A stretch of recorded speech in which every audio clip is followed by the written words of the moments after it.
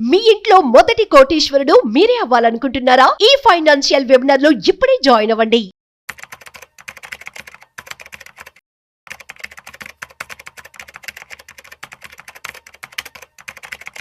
నమస్తే, welcome to Suman TV. నేను మీ రమ రాజేష్. నేను చాలాసార్లు వీడియోస్లో మాట్లాడాను కదా, మ్యూచువల్ ఫండ్ ఎస్ఐపీస్ స్టాప్ చేస్తున్నారు, చేయొద్దు అని చెప్పేసి. సో మ్యూచువల్ ఫండ్సే కాదు, స్టాక్ మార్కెటే కాదు, ఏ ఇన్వెస్ట్మెంట్ అయినా మీరు చేసేటప్పుడు ఆ ఇన్వెస్ట్మెంట్ మీకు రైటా కాదా అన్నది ఎలా తెలుసుకోవాలి? తెలుసుకోకుండా గనుక ఇన్వెస్ట్మెంట్స్ చేస్తే ఖచ్చితంగా అది ఎంత మంచి మార్కెట్‌లో మీరు పెట్టినా గూడా, మీరు పెట్టిన అమౌంట్ మొత్తం కోల్పోతారు. సో, ఈ వీడియోలోని మనం ఇన్ డీటెయిల్డ్‌గా మనం పెడుతున్న ఇన్వెస్ట్మెంట్స్ మనకి రైటా కాదా అన్నది ఎలా తెలుసుకోవాలో తెలుసుకుందాం. సో, నార్మల్‌గా ఇన్వెస్ట్మెంట్స్ చేసేటప్పుడు ప్రతి ఇన్వెస్ట్మెంట్‌లో కూడా 4 టైప్స్ ఆఫ్ పీపుల్ ఉంటారు. నేను ఇన్వెస్ట్మెంట్ టైప్స్ గురించి మాట్లాడట్లేదు. ఇన్వెస్టర్ గురించి మాట్లాడుతున్నాను. 4 రకాల ఇన్వెస్టర్స్ ఉంటారనమాట. ఈ 4 రకాల ఇన్వెస్టర్స్‌లో మీరు ఏ రకం అని తెలిస్తే మీకు ఎలాంటి ఫండ్స్ కానీ, ఎలాంటి ఇన్వెస్ట్మెంట్స్ కానీ ఆర్ ఎలాంటి ఇన్‌స్ట్రుమెంట్స్ కరెక్ట్ అన్నది మీకు ఐడియా వస్తది.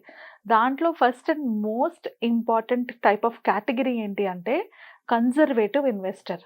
కన్జర్వేటివ్ అంటే ఆ నేమ్‌లోనే ఉంది మనకి. కన్జర్వేటివ్ అనమాట. అంటే వాళ్ళు ఎక్కువ రిస్క్ తీసుకోదలుచుకోరు. మోస్ట్‌లీ కన్జర్వేటివ్ ఇన్వెస్టర్స్ అందరూ కూడా వాళ్ళ మెయిన్ పాయింట్ ఏంటి అంటే వాళ్ళ క్యాపిటల్ వాళ్ళకేం కాకూడదు. వాళ్ళ క్యాపిటల్ వాళ్ళు సేవ్ చేసుకుంటూ, అంటే వాళ్ళు పెడుతున్న పెట్టుబడి ఏదైతే ఉందో దాన్ని కాపాడుకుంటూ ఎంతో కొంత రిటర్న్స్ వచ్చినా చాలు అనుకుంటారు.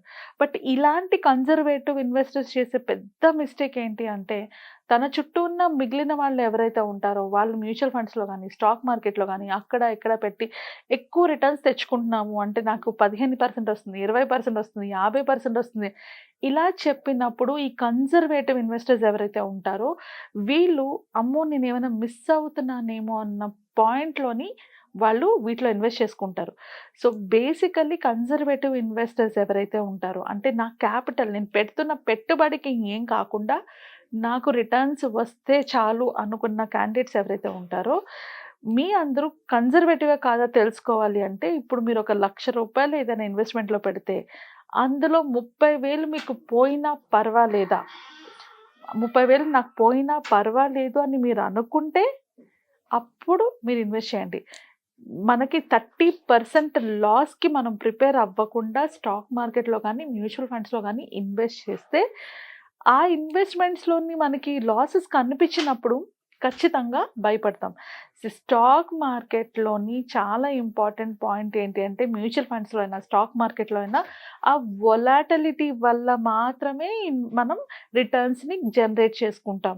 సో, ఆ వొలాటిలిటీని మనం అర్థం చేసుకోకుండా నాకు మార్కెట్ పడిపోయింది అని అనుకోని గనక మనం అమౌంట్లు విత్‌డ్రా చేసుకుంటూ ఉంటే ఈ ఇన్వెస్ట్‌మెంట్ మీకోసం కాదు. మీరు కన్జర్వేటివ్ ఇన్వెస్టర్ అని అర్థం చేసుకోండి.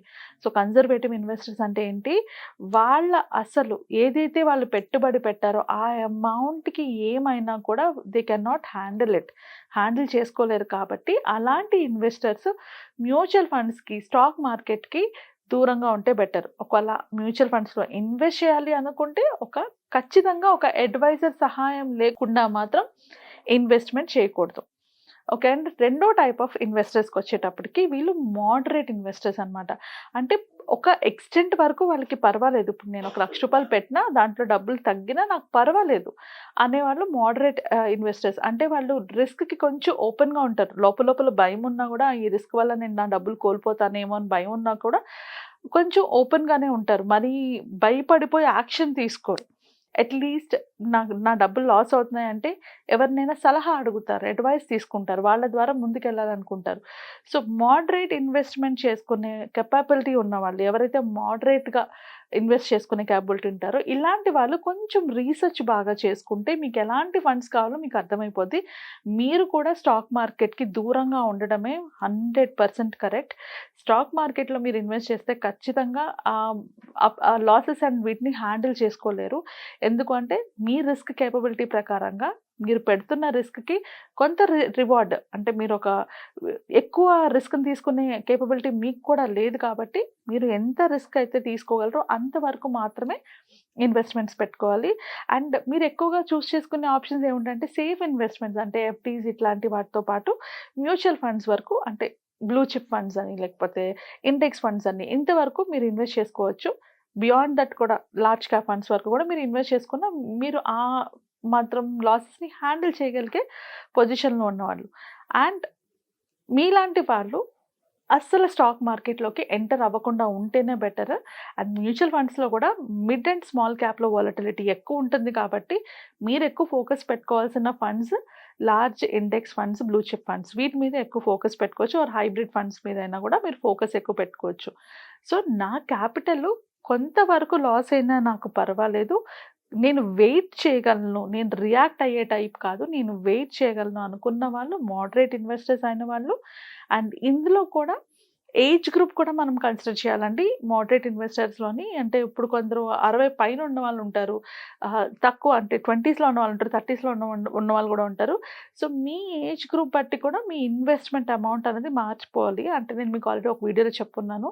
ఈక్విటీ ఇన్వెస్ట్‌మెంట్స్ ఎప్పుడు చేసినా కూడా అంటే హై రిస్క్ ఇన్వెస్ట్‌మెంట్స్ ఎప్పుడు చేసినా కూడా 100 మైనస్ యువర్ ఏజ్ బట్టి మీరు చేసుకోవాలి ఆ రిస్క్ యాపిటైట్‌ని మీరు దాన్ని బట్టి 100 మైనస్ మీ ఏజ్ బట్టి మీ ఇన్వెస్ట్‌మెంట్ చేసుకోవాలి. నెక్స్ట్ థర్డ్‌కొచ్చేటప్పటికి అగ్రెసివ్ ఇన్వెస్టర్స్. ఈ అగ్రెసివ్ ఇన్వెస్టర్స్ కేటగిరీలో ఉన్నవాళ్ళు వాళ్ళు అసలుకి ఏమైనా పర్వాలేదు వాళ్ళకి ఎక్కువ రిటర్న్స్ కావాలి అనుకుంటారు కాబట్టి, అలాంటి వాళ్ళు మాత్రమే ఇందులో పెట్టుకోవాలి. సో, ఇక్కడ వీళ్ళు రిస్క్ తీసుకోవడానికి రెడీగా ఉంటారు. ఆ రిస్క్‌తో వచ్చే రివార్డ్స్ తీసుకోవడానికి రెడీగా ఉంటారు. మార్కెట్ ఫ్లక్చుయేషన్స్ వీళ్ళని ఇబ్బంది పెట్టవు. ఒకవేళ మార్కెట్ బాగా ఫ్లక్చుయేట్ అవుతూ ఉంది అంటే, వాళ్ళు దానికి ఇంకా ఎక్కువ ఇన్వెస్ట్‌మెంట్ చేస్తూ ఉంటారు. బికాస్ దే నో ఇప్పుడు పడినా రేపు మళ్ళీ పెరుగుతుంది అన్న క్లారిటీ వాళ్ళకుంది కాబట్టి అండ్ ఇప్పటికిప్పుడు ఆ డబ్బులతో వాళ్ళకి అవసరం కూడా ఉండదు కాబట్టి ఆ మార్కెట్ ఫ్లక్చువాలిటీని వాళ్ళు హ్యాండిల్ చేసుకోగలిగే స్టేజ్లో వాళ్ళు ఉంటారు కాబట్టి అగ్రెసివ్ ఇన్వెస్టర్స్ మనం మ్యూచువల్ ఫండ్స్లోని పెట్టుకోవచ్చు. అండ్ అగ్రెసివ్ ఇన్వెస్టర్స్ కూడా స్టాక్ మార్కెట్లో పెట్టుకోవడం కరెక్ట్ కాదు. ఎందుకు అంటే స్టాక్ మార్కెట్లో పెట్టేటప్పుడు మనకి నాలెడ్జ్ ఎంత ఇంపార్టెంటో దానికన్నా ఇంపార్టెంట్ ఎమోషనల్ బ్యాలెన్స్. సో, ఇప్పుడు మీరు పెడుతున్న అమౌంట్ ఏదైతే ఉందో అది మీ లాంగ్ టర్మ్ ఫ్యూచరిస్టిక్ గోల్స్ కోసం పెట్టుకుంటున్నప్పుడు మీకు ఆ ఇన్వెస్ట్‌మెంట్ మీద నాలెడ్జ్ కనుక లేకపోతే ఖచ్చితంగా స్టాక్ మార్కెట్ అనేది రైట్ ఆప్షన్ కాదు. సో, మ్యూచువల్ ఫండ్స్‌లోని మీరు ఎలాంటి ఫండ్స్ అయినా సెలెక్ట్ చేసుకోవచ్చు. బికాజ్ మీరు ఆ రిస్క్ తీసుకునే పొజిషన్‌లో ఉన్నారు కాబట్టి మీ రిస్క్ ప్రకారంగా ఒక డైవర్సిఫైడ్ పోర్ట్‌ఫోలియోని మీరు క్రియేట్ చేసుకోవచ్చు కాబట్టి అగ్రెసివ్ ఇన్వెస్టర్స్ మీరు ఖచ్చితంగా అంటే నేను రిస్క్ ఎక్కువైనా పర్వాలేదు. నేను దాన్ని హ్యాండిల్ చేయగలను. ఆ రిస్క్‌తో కూడుకున్న ప్రాబ్లమ్స్‌ని కూడా నేను ఫేస్ చేయడానికి రెడీగా అనుకున్న వాళ్ళు మ్యూచువల్ ఫండ్స్‌లో ఇన్వెస్ట్ చేసుకోవచ్చు. అలా లేని వాళ్ళకి మాత్రం mutual funds is not a choice. And last వచ్చేటప్పటికి ఇన్‌కమ్ ఇన్వెస్టర్స్. ఇన్‌కమ్ ఇన్వెస్టర్స్ ఏంటి వాళ్ళకి స్టడీ ఇన్‌కమ్ కావాలి. వాళ్ళు పెడుతున్న ఇన్వెస్ట్‌మెంట్స్ నుంచి వాళ్ళకి స్టడీ ఇన్‌కమ్ కావాలి. ఆ స్టడీ ఇన్‌కమ్ ఎక్కడైతే వస్తుందో అక్కడ వాళ్ళు ఇన్వెస్ట్ చేస్తారు. మోస్ట్‌లీ ఈ కేటగిరీలోకి మనకొచ్చేది రిటైరీస్ అంటే వాళ్ళ దగ్గర ఆల్రెడీ ఒక కార్పస్ ఉండుంటుంది. ఆ కార్పస్ నుంచి వాళ్ళకి స్టడీ ఇన్‌కమ్ కావాలి.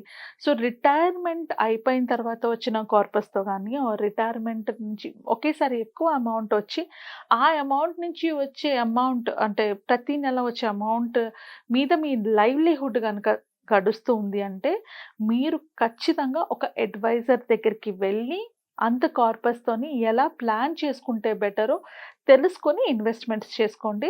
ఎందుకంటే ఇలా మనీ ఎవరి దగ్గరైతే ఎక్కువ డబ్బులుంటాయో వాళ్ళ చుట్టూనే ఎక్కువ మంది జనాలు కూడా తిరుగుతా ఉంటారు. ఇక్కడ పెట్టండి మంచి రిటర్న్స్ వస్తాయి, అక్కడ పెట్టండి బోలెడు డబ్బులొస్తాయి. 2 రోజుల్లో మీరు పెట్టిన డబ్బులు మీకు వెనక్కొచ్చేస్తాయని చెప్పే వాళ్ళందరూ వీళ్ళ దగ్గరే ఉంటారు. ఆర్ వాళ్ళ చుట్టుపక్కల ఉన్న వాళ్ళకి ఎక్కువ ఎక్కడొస్తుందో అది దాని గురించి డీటెయిల్స్ తెలుసుకోకుండా వీళ్ళు ఇన్వెస్ట్ చేసేస్తా ఉంటారు. ఇవి రెండిట్లో ఏదైనా డెఫినెట్‌గా ప్రాబ్లమ్సమే.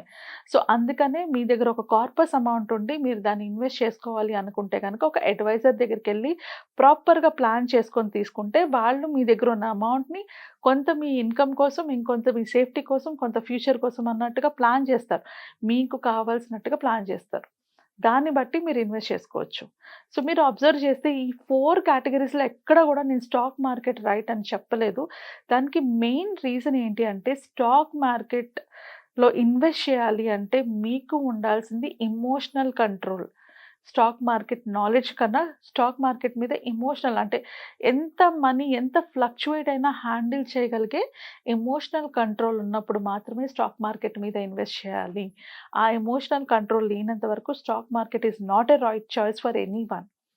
సో ఐ హోప్ ఇన్వెస్టర్స్ ఎన్ని రకాలు ఉంటారు, అందులో మీరే రకమో దాన్ని బట్టి మీరు ఎలాంటి ఇన్వెస్ట్మెంట్స్ చేసుకోవాలన్న ఒక క్లారిటీ మీకు వచ్చి ఉంటుంది. ఇంకా ఏమైనా డౌట్స్ కానీ ఏమైనా క్వశ్చన్స్ కానీ ఉంటే కింద కామెంట్స్లో పెట్టండి, నేను డెఫినెట్గా ఆన్సర్ చేస్తాను నెక్స్ట్ వీడియోలో. అంతవరకు సెలవు, నమస్తే.